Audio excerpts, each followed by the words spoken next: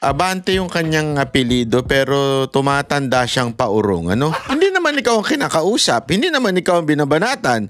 Hindi naman ikaw ang sinabihan. Pero bakit ikaw ang nag-react? Ay nako, Abante, hindi ko talaga na-gets kung paano ka naging pastor. Supposedly, ang mga pastor, madunong yan, magaling yan. Hindi ko alam kung ano nangyari sa'yo. Sabi ni Pulong, hindi pala dapat ito tawaging congressman. Bakit? Kasi pag sinabi mong congressman ka, ikaw ay representante ng iyong lugar o yung distrito. Alam naman natin si Abante, hindi nanalo. Itong si Congressman Pulong Duterte dito kay Abante. Kasi etong si Abante, mali-mali na naman. Alam mo itong taon to, no? Abante yung kanyang apelido pero tumatanda siyang paurong. Ano? Gago! Hindi ko alam bakit. Hindi kasi ito, papaliwanag ko sa inyo ha. Ang konteksto nito. Ang konteksto nito, sinabi ni Baste doon sa interview natin. Kasama natin sila Alvin doon at saka isang si Boss Anton ng taga SMNI. Abay, in-interview natin si Baste at tinanong natin pagdating ho doon sa mga sinasabi ni Marcos, I'm angry, yung useless, yung mahiya naman kayo, at saka yung lifestyle check. Ang sabi ni Baste ay PR stunt. 'Di ba? Yun ang sinasabi niya. Walang mga yan kasi sabi pa nga ni Baste, kung ano yung sinabi ni Marcos, kabaligtaran ang gagawin niya. Halimbawa, yung ginawa niya sa tatay namin, na sinabi niya, hindi niya papadala sa ICC, hindi hahayaan ng ICC makialam. Pinadala niya. 'Di ba? Kung ano yung kabaligtaran, sabi ibababa ang presyo ng bigas, tumaas ang presyo ng bigas. Basta kung ano yung sinabi ni Marcos, siguradong hindi yun ang mangyayari. Kaya kayo, kunwari, gusto ninyong mag-asawa, wag ho kayong lalapit kay Marcos, sasabihin niya, makakapag-asawa ka, nako, kabaligtaran yan. Sigurado, Kaya wag kayong lalapit dyan kasi mamaya magsalita yan tapos sasabihin niya bubulahin lang kayo tapos biglang kabaligtaran na mangyayari. Yun yung sinasabi. Ito yung konteksto nun ba't ko kinikwento sa inyo to? Kasi yan ang konteksto niyang issue na yan. Tapos, all of a sudden, etong si Abante, nagkomento. Di ba? Nagkomento siya na tila, bakit hindi mo tingnan at tanungin yung kapatid mo during the Duterte's term, nung 2016 to 22, kamusta ba yung project ng kapatid mo na si Congressman Pulong? Yun ang biglang hirit niya. Sa loob-loob ko, sandali. Hindi naman ikaw ang kinakausap. Hindi naman ikaw ang binabanatan.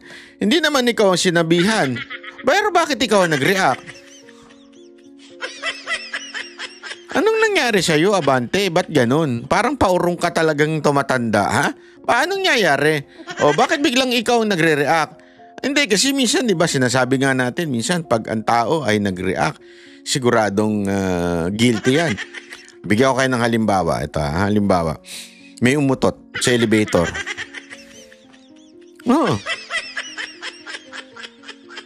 Tapos, bigla mong sinabi, sino yung umutot? Sino yung umutot? Mumami na yung umutot. Alam mo, eto bibigyan ko kayo sikreto, Kung sino talaga ang umutot, hindi yung magsasabing, yung unang sasagot na, hindi ako hindi ganun. Alam nyo kung sino yung umutot? Yung nagtanong. Yung unang nagsalita. Bakit? Wala pang nakakaamoy, ikaw pa lang Siyempre, pumasok sa damit mo yun hanggang sa kaloob-looban mo hanggang naamoy mo na. No? Ikaw pa lang nakakaamoy. Tapos, bigla ka na kagad nag-react. Di obvious na obvious. Yung sinasabi natin Kaya nga tinatanong natin kay Abante, bakit ikaw ang unang nag-react? Sa sinabi ni Baste. Hindi ko maintindihan. Bakit ka pumiyoko? Ito panoorin natin ito ito yung reaction ni Abante. Mayor Baste po. Mayor Baste. Ang sabi po niya, PR stunt lang po yung... PR stunt lang. Yes po. Ako, ang suggestion ko, PR stunt lang. Ha? Actually, tinutukoy niya dito sila Marcos yung mga ginagawa ni Marcos. Hindi ko maintindihan bakit nag-react ka ng ganito. Eto. Mayor Baste, tanungin niya yung kanyang kapatid na congressman. Magkano ba ang pondong nakuha ni Congressman Pulong nung congressman siya nung panahon ng kanyang father? Magkano po yung nakuha? I-reveal niya kung magkano, kung saan ginamit. Hinamon mo. Okay. Hinamon mo. Baka kala mo hindi sasagot. Anong problema sa inyo eh? Kasi alam mo, eto yan eh. May nasilip si Yorme. May nasilip si Yorme na 14 billion na ginamit sa flood control ng mga kongresista ng Maynila. Hindi ko alam kung si Abante ba ay nasaktan doon kaya bigla siyang nag-react kahit ang tanong hindi naman kahit ang statement ay hindi naman nakadirect sa kanya. Nasaktan ka ba doon sa sinabi ni Yorme? Bakit mo binaling sa mga Duterte? Tingnan natin kung saan ginamit ang puntong yan. Kung paano ginamit yan. Kung ilang bilyon ang napunta sa flood control project. At kung bakit malaki pa ang baha at Davao. Kinakailangan tanungin niya yung kanyang kapatid yan. Kung talagang PR stunt to. Malaki daw ang baha pa rin sa Davao. Ay nako, Abante, hindi ko talaga na-gets kung paano ka naging pastor. Honestly hindi ko mag-gets. Kasi supposedly ang mga pastor madunong yan, magaling yan eh. Malupitan po yan pag Hindi po ako nagbibiro. Magaling po yan eh, supposedly. Hindi ko alam kung ano nangyari sa'yo. Eto lang para sa kaalaman mo, yung flood control na tinatawag, yung project na yan, napaka-obvious naman. Kaya nga may salitang control. Wala pong sinabing flood prevention.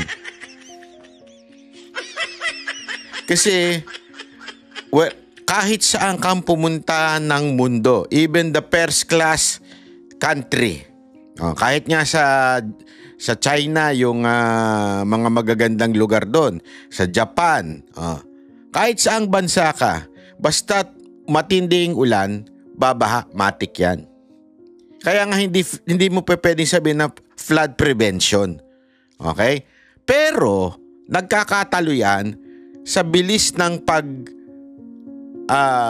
alis ng flood. Ibig sabihin yung pagwala ng flood, doon nagkakatalo yan. Paghupa ng tubig, diyan nagkakatalo. Diyan pumapasok yung flood control. Ibig sabihin, di ba, para bagang naligo ka, halimbawa dito sa hotel ko, clog yung shower. Medyo clog siya. Ewan ko, siguro ang daming buhok dito na sino ba natulog dito bago ako? Clog yung pero mabilis naman siyang humupa yung tubig doon sa paliguan. Bakit? Siguro may flood control dito. Di ba? Yun ang ibig sabihin ng flood control, Abante. Hindi ibig sabihin hindi na babaha. Babaha at babaha pa rin pero mabilis nawawala. At yan ang nararanasan naman ng mga taga Davao City. Babaha pero in less than 30 minutes mawawala na. Kahit itanong mo sa mga taga Davao City. Hindi katulad sa Maynila. Umulan ng umaga, kinabukasan, medyo meron pa konti. Bumagyo ngayon, kinabukasan meron pa rin kahit papaano. Iba kasi yun yung sinasabing bakit tila hindi gumagana ang flood control sa Maynila. Pero sa Davao City, bumabagyo, bumabaha pero nawawala kagad. Yun ang ibig sabihin nun, Mr. Abante. Ano na nangyari sa'yo? By the way, sabi ni Pulong, hindi pala dapat ito tawaging congressman. Bakit? Kasi pag sinabi mong congressman ka, ikaw ay representante ng iyong lugar o yung distrito. Alam naman natin si Abante, hindi nanalo. Ayan po ay fact. That's a factual. Hindi po siya nanalo. Bakit siya naging congressman? Yung kanyang kaibigan. Hindi ko alam kung kaibigan niya yun, pero feeling ko kaibigan niya yun. Yung congressman na kalaban niya. Hindi, syempre magkakaibigan naman yan di ba? yung kanyang kaibigan na disqualify. Bakit? Gumalaw na ang tinatawag nating Garcia Magic. Comelec Chairman Garcia. Yeah? Gumalaw na yung himala. Bakit? Na disqualify. So ibig sabihin, not because nanalo siya, itong si Abante, because dinisqualify lang yung kalaban niyang nanalo. Yun ang totoo. Kaya hindi ka dapat tawaging congressman. Ang sabi nga ni Congressman Pulong, dapat ang tawag siya yung pastor. Pasensya ka na, Mr. Congressman Pulong, hindi po karapat dapat tawaging pastor ito. Sorry ha. Kasi iba yung iba yung buka ng bibig niya sa ginagawa niya. So, siguro, in my opinion, maybe false prophet siya. Kasi sabi nga, in the last day, there will be false prophet. Feeling ko lang naman yun. That's my opinion. That's my freedom. Freedom of speech ko na sabihin na isang taon to, mali ang itinuturo. Feeling ko talaga mali tinuturo niya Kasi iba yung tinuturo niya sa ginagawa niya. Kaya wag na nating tawaging Bishop o Pastor Abante. Dapat ang itawag natin dyan, Abante. Yan. Mas bagay yan. Tuloy natin ha. Patunayan niya kung talagang PR stunt to or may katotohanan na sinasabi. Patunayan daw. Okay? Sige. Ito, para lang sa kaalaman mo muna ha. Bakit ba kasi masyado mainit ang ulo mo? Tingnan nga natin, ano ba ginawa ni Yorme? 14 billion pesos. Ganyan kalaki ang bumahang pondo para sa mga flood control projects sa Maynila. Naku po, patay tayo dyan. Wala palang permit mula sa lokal na pamahalaan. Naku, patay tayo dyan. Nasa frontline na balitang yan, si Camille Samonte. Mula 2022 hanggang ngayong taon, higit 200 flood control projects ang itinayo sa lungsod ng Maynila. 14 Take note ha, 2022 hanggang ngayon. 200. Naku, grabe yan, ang tindi niyan. Kaya naman pala, hindi niya napansin, ang mga may ingay na congressman na umaatake sa mga Duterte ay puro mga karamihan din ay taga Maynila. Si Chua, ito si Abante, yung isa pa, yung yung parang wala ng leeg. Tsaka yung isang medyo papogi. Sila ho yung apat na antinding bumanat kay BP Sara Duterte na dati naman sip-sip kay BP Sara Duterte.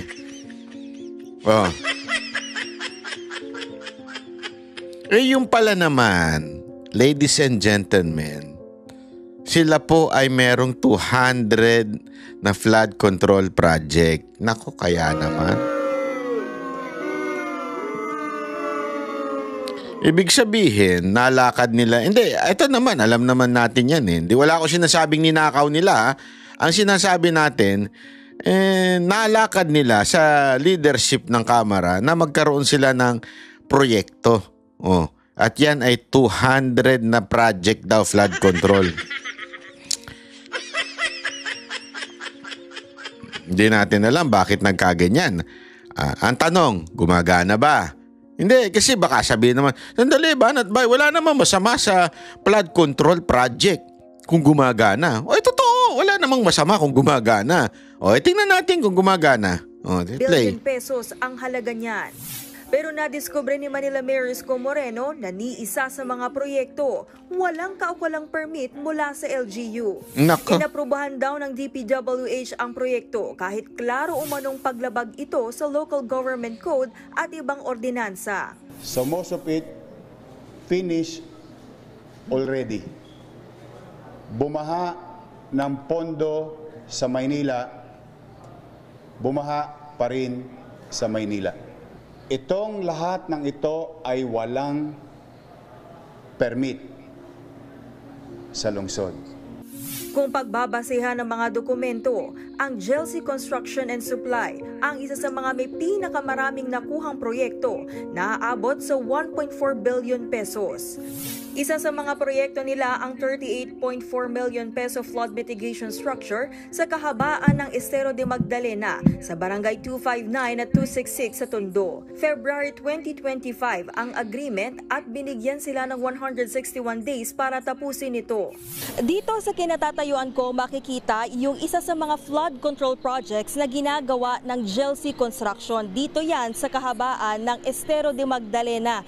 At kung makikita ninyo, hindi pa rin yan tapos hanggang ngayon at patuloy pa rin nga yung kanilang paggawa kahit wala silang anumang permit mula sa Manila LGU. Nirereklamo na yan ng mga residente.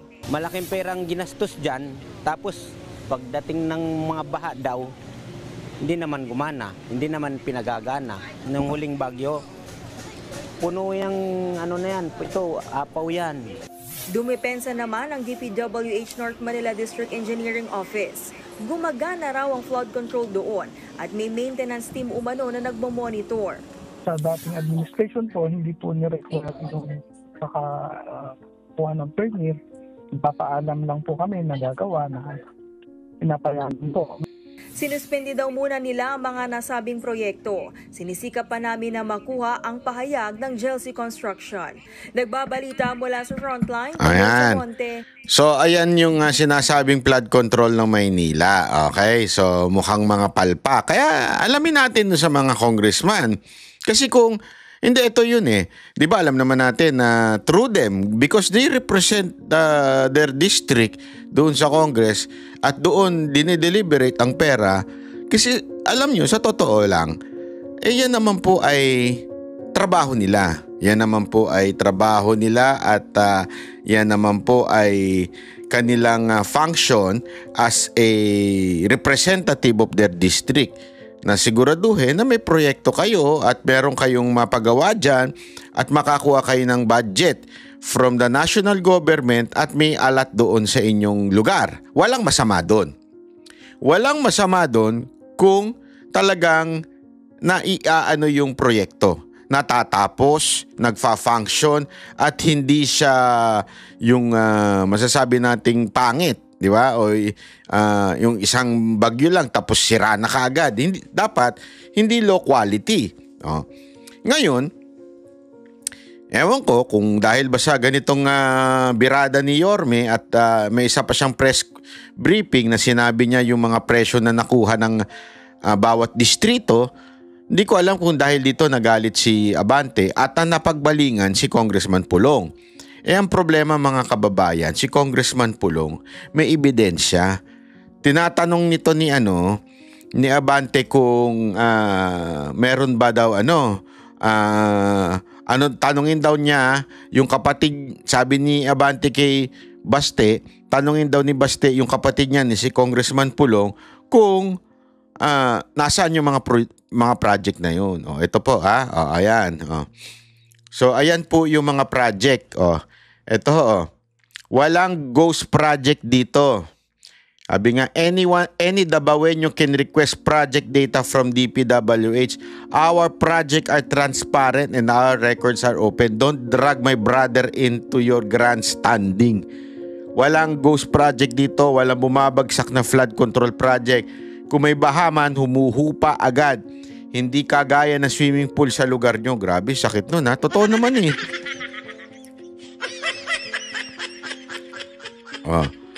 Eto pa ha. Eto, dito, hindi na pinahirapan ng tao. Inilabas niya na mismo. Ayan. Davao City Project, pinakita na dyan. Mga natapos. Ayan completed. Eto. Ayan, may flood control. Kita mo naman, ayos talaga. Ayan, di ba? May resibo, maayos. Eto. Ayan. Di ba? Talagang merong ginawa. At kumpletong dokumento hawak ng at pwede ninyo yan kunin. Any Dabawenyo nga pwedeng kumuha niyan eh. Di ba? Ngayon, sige, ikaw, labas mo yung sayo. Hindi. Ang asta-asta mo Abante ha, nakahanap ka ng katapat mo. sinasabi mo, tanungin si Pulong. O ayan, sumagot na si Congressman Pulong. Ikaw, ano sasagot mo? Sige nga. Sige nga, anong meron? Kaya mo? Kaya mo sagutin ito? Oh, wala ka, di ba? Hindi mo naman kayang sagutin yan. Oh, pero abangan natin. Malay mo sumagot sa mga susunod na araw. Hindi kasi alam mo, mga kababayan, wag bago kayo dumakdak, siguraduhin nyo meron kayong meron kayong ebidensya. Kasi alam nyo mga kababayan ngayon, pagdating po sa sa flood control, napakaraming issue. Wag po natin wag po natin tantanan, ika nga. Wag natin pong bitawan yan. Kasi, importante yung chinugi si Torre. Pero wag nating tantanan yung issue na yan. Kasi alam nyo, dinadivert o hindi spin ni Marcos yung issue na yan. Bakit? Alam mo, basahin nyo po ito. Napakaganda